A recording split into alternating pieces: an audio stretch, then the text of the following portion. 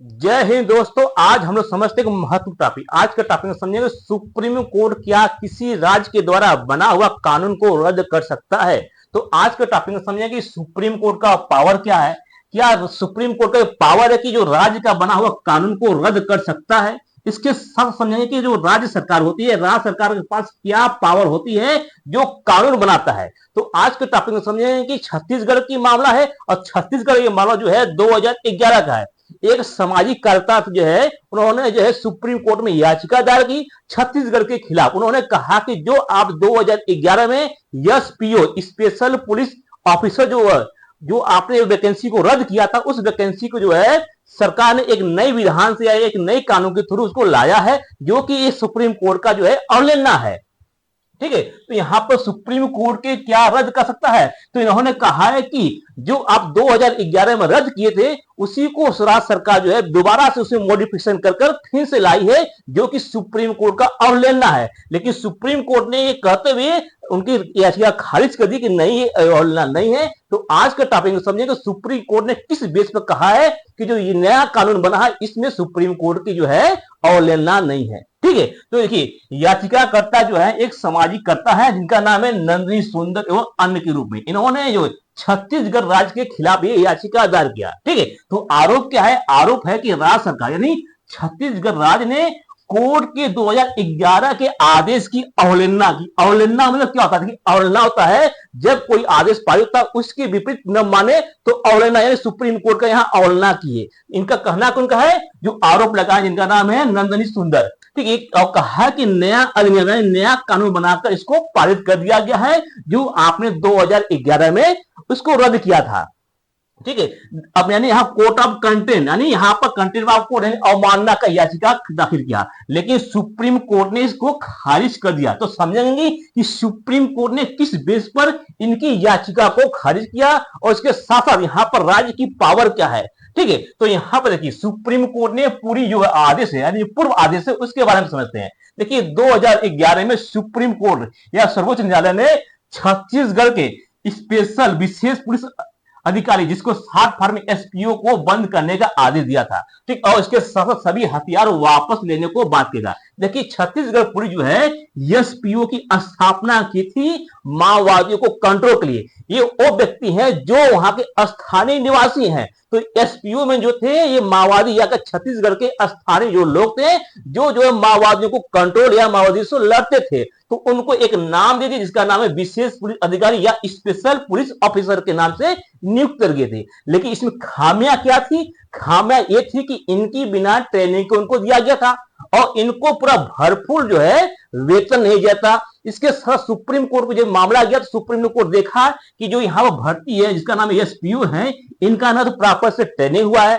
और इसके साथ साथ इनको न तो पूरा जो है वेतन मिलना, यानी अगर पूरा वेतन नहीं मिल रहा है तो आर्टिकल नंबर 14 का उल्लंघन, यानी यहाँ पर समान कानून या कानून को समझ अधिकार जो है उसका अवहेलना है, यानी यहाँ पर जो है किया गया। इसके साथ साथ यहाँ पर सुप्रीम कोर्ट ने देखा कि आर्टिकल नंबर 21 कहता है कि प्राण और देह की सुरक्षा, यानी यहाँ पर जो फोर्स बने हैं इनकी जो है प्राण की सुरक्षा भी नहीं है, क्योंकि माओवादी लड़ते लड़ते कभी शहीद हो जाते हैं और इनका पूर्ण रूप से वेतन नहीं मिलता। इसको देखते हुए सुप्रीम कोर्ट ने एसपीओ जो है 2011 में इसको रद्द करने का आदेश दिया। इसके साथ कहा है कि जो राज्य से सलवा जुड़म और कोया कमांडो है, दो प्रकार का कमांडो थे इसके नाम पर, और इसको रोक लगा दिया। और इसके साथ केंद्र सरकार से कहा कि जो माओवादी विरोधी गतिविधियों के लिए विशेष पुलिस जो अधिकारी नियुक्त किए गए जिसका नाम है शॉर्ट फॉर्म में एसपीओ है, इसका जो है फाइनेंस या कहें जो है बजट को रोक दिया जाए, यानी वित्त पोषी को रोक देने की बात हुई, यानी फंड को रोकने की बात हुई थी। इसके साथ यहाँ पर न्यायालय ने कहा कि बेहतर तरीके से प्रशिक्षित न होने और कम वेतन का यहाँ पे क्या है प्रशिक्षण नहीं मिला था, क्योंकि इनको डायरेक्ट भर्ती कर लिया गया था और इनका वेतन भी कम दिया गया था। इसी कारण से आर्टिकल नंबर 14 और आर्टिकल नंबर 21 का उल्लंघन है, जिस कारण से सुप्रीम कोर्ट ने 2011 में इस रिक्वायरमेंट को क्या किया, रद्द कर दिया। आर्टिकल नंबर 14 क्या कहता है कि विधि की समझ समान संहिता या क्या है विधि यानी कानून की समझ सभी को समान रखने की बात हो रहा है, लेकिन समान कहा है जब यहाँ पर वेतन कम है, इसका मतलब कि यहाँ पर सभी को समान नहीं दिया गया, इसलिए यहाँ पर आर्टिकल नंबर 14 का भी उल्लंघन है।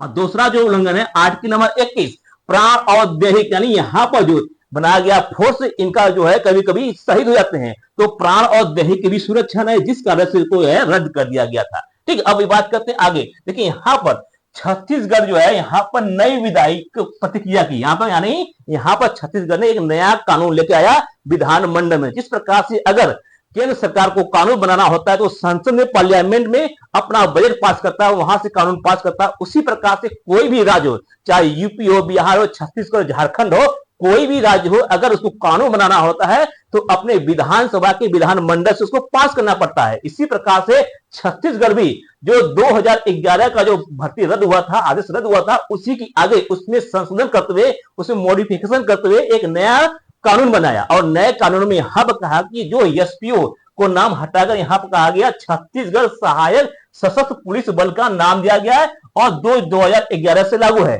तो इसके साथ इसमें कहा गया है कि बना गया 2 आर्टिकल, धारा 41 और धारा 52, और धारा 41 में कहा गया है कि जो ये सहायक जो छत्तीसगढ़ पुलिस होंगे ये क्या करेंगे, ये सहायता करेंगे अदर का। ठीक, यहाँ पर क्या करेंगे, जो गैर सीमावर्ती होंगे उनकी सहायता करेंगे, न कि वो डायरेक्ट लड़ेंगे। और यहाँ पर धारा 5 के 2 में कहा गया कि अग्रिम मोर्चे यानी फ्रंट पर, लाइन पर नहीं लड़ेंगे, यानी यहाँ पर जो है ये पीछे से बैकअप देंगे, ये पीछे यानी आगे नहीं आएंगे, और जब आगे नहीं आएंगे तो इनकी जो है जान की हानि नहीं होगी, यानी ये आर्टिकल नंबर 21 में बच गया। इसके साथ साथ इनकी वेतन को भी बढ़ोतरी की गई, और इसके साथ साथ इनको 6 महीने का अनिवार्य ट्रेनिंग दिया गया था।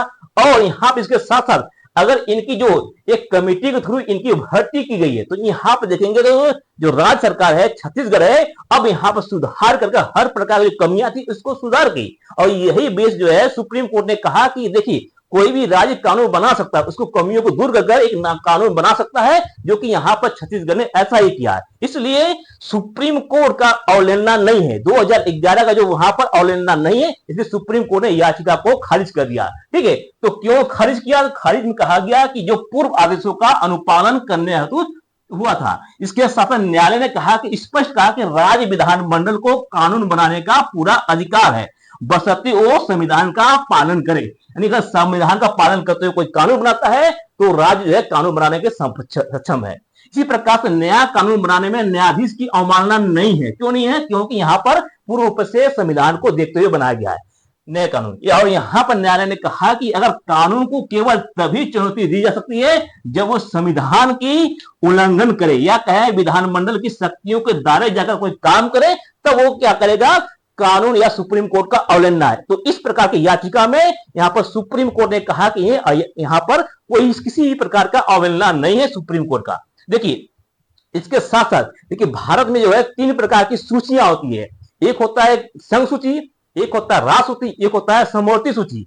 तो संघ सूची में जो केंद्र सरकार बनाती है उसको बोलते हैं संघ सूची, और जो राज्य बनाता है उसको राज्य सूची बोलते हैं। और समवर्ती सूची है ये जो बनाता है केंद्र और राज्य बनाते हैं, लेकिन जब केंद्र बनाता है तो राज्यों पर भी लागू होता है। तो यहाँ पर जो राज्य सूची के अंदर ही आया है, और राज्य सूची के अंदर जो जितने भी विषय हैं, जो 66 विषय है, और 66 विषय पर राज्य कानून बना सकता है। इसलिए छत्तीसगढ़ में भी जो काम किया वो राज्य सूची के विषय के अंतर्गत था और कोई भी कानून का उल्लंघन नहीं था, इसलिए याचिकाकर्ता को याचिका खारिज कर दी गई है। ठीक, इसके साथ समझने की न्यायालय की अवमानना का अर्थ क्या होता है। देखिए न्यायालय की अवमानना का अर्थ होता है न्यायालय के प्रति अनादर या अवज्ञा का कार्य करना या कार्रवाई में हस्तक्षेप करना है, ये कहलाता है अवहेलना। इसके साथ साथ न्यायालय के आदेश का पालन न करना भी एक विफलता का होता है, इसको भी अवहेलना कहते हैं। इसके साथ साथ न्यायालय की कार्रवाई में बाधा डालना भी अवहेलना कहलाता है। साक्ष्य प्राप्त करने के लिए प्रयासों में हस्तक्षेप करना भी अवहेलना कहलाता है। इसके साथ साथ न्यायालय के प्रति अनादर का सार्वजनिक रूप से करना भी अनादर कहलाता है। तो ये सभी पॉइंट है जो कि सुप्रीम कोर्ट के द्वारा अवहेलना का पात्र होते हैं। तो यहाँ पर याचिकाकर्ता के द्वारा जो आरोप लगाया गया था छत्तीसगढ़ पुलिस पर या छत्तीसगढ़ सरकार पर, वो जो है पूर्ण रूप से अवहेलना नहीं है। और सुप्रीम कोर्ट ने कहा कि राज्य जो है कानून बनाने के बाध्यकारी है, हम इस पर कोई हस्तक्षेप नहीं करते हैं। तो यहाँ पर जो नया कानून बना है, नए कानून में किसी भी प्रकार का अवहेलना नहीं है सुप्रीम कोर्ट का। आई होप आपको अच्छी तरह समझ आ गया है। मिलते हैं नेक्स्ट वीडियो में। जय हिंद।